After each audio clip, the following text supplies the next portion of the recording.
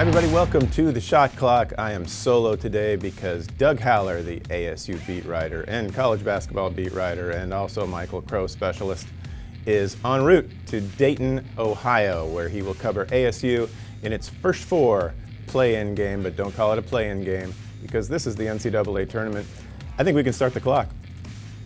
First of all, Doug joins us from some airport in America as he's heading out.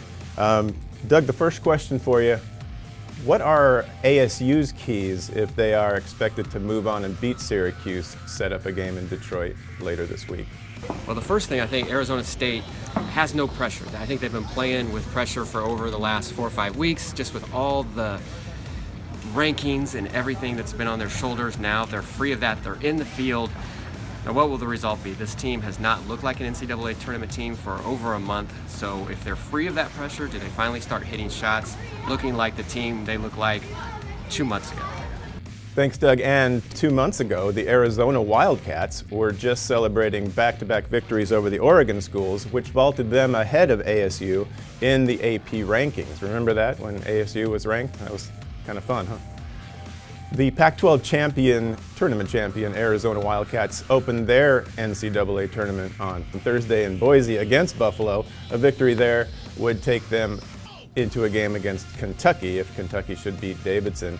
Doug, how do you feel this galvanizing idea of University of Arizona against the world will play out?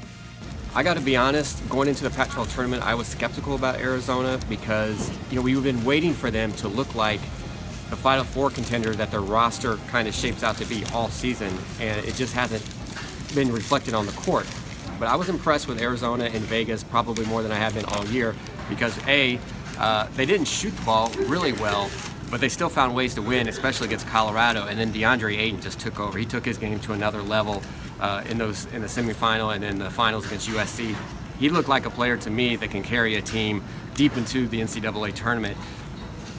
I think they're dangerous. I really do. I think that I don't know if the whole investigation is playing a part in this, but I think they figured out some things out defensively, and they're dishing the ball inside to the big man. I think they're going to be really hard to beat. All right, from an airport, that was Doug Haller. Follow him on AZ Central and follow all of our coverage at azcentral.com. For Doug Haller, have a nice flight.